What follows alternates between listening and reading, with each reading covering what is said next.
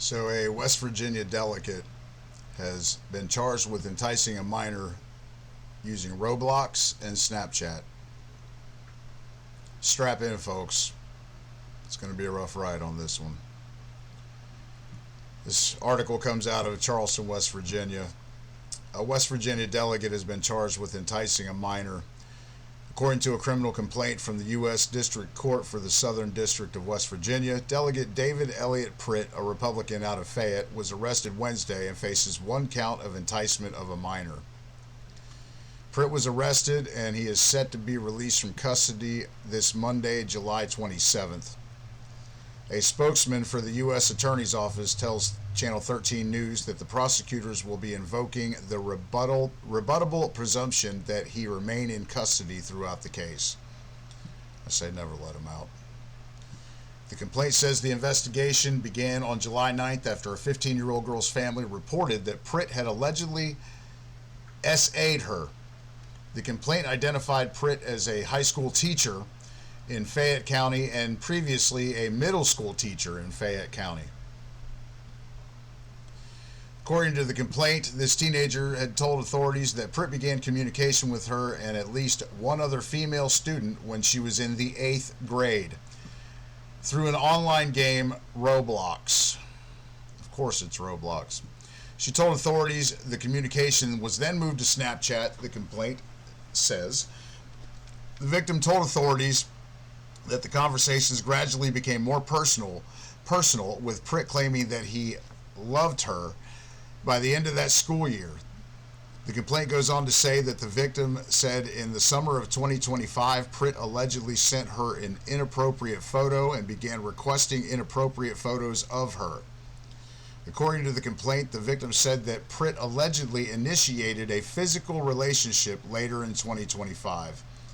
The complaint says the victim told authorities he messaged her to meet him in his classroom to engage in activity at least 5 to 10 times. The complaint says the victim told authorities that the last physical encounter happened around the end of 2025 or the beginning of 2026, but the Snapchat messages allegedly continued until July of this year. According to the complaint, in June, Pritt allegedly told the victim not to tell anyone because it would open up hell in our lives because of his role as an educator and a legislator. Pritt appeared before the federal magistrate Judge Dwayne Tinsley Wednesday afternoon for his initial hearing. Pritt represents the 50th House of Delegates district in Fayette County, according to the West Virginia Legislature's website.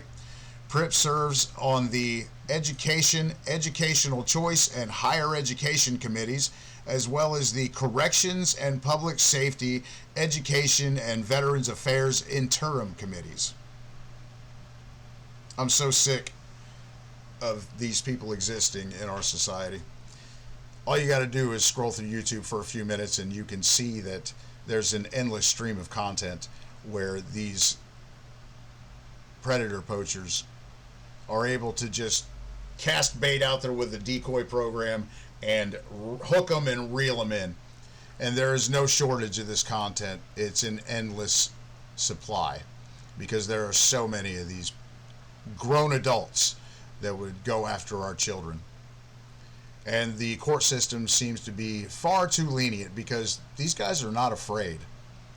They're not afraid of being caught. They're not afraid of what's going to happen to them because they know that if and when they do get caught, they're going to go to a segregated housing unit where they are protected from the general population.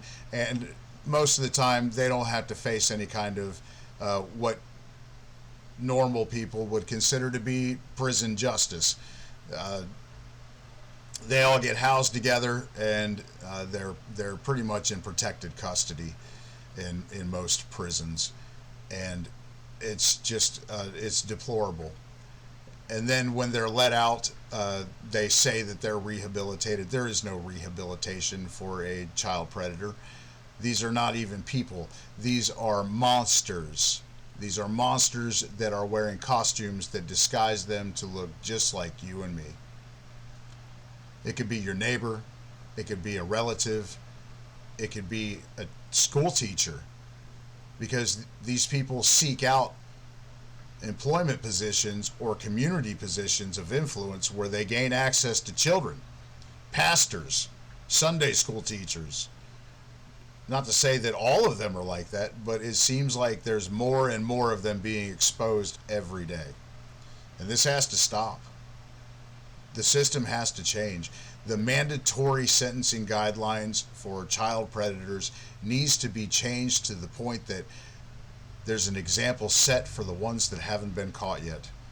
And they're so afraid to act out on these disgusting, demonic impulses and harm a child, traumatize a child, molest a child, that they never do it.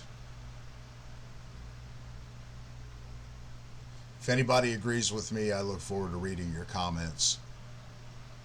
I'd like to hear what everybody thinks about this particular case, what everybody thinks about what's going on in our society here in America when it comes to these just absolute creeps that are out there looking to get a hold of our children.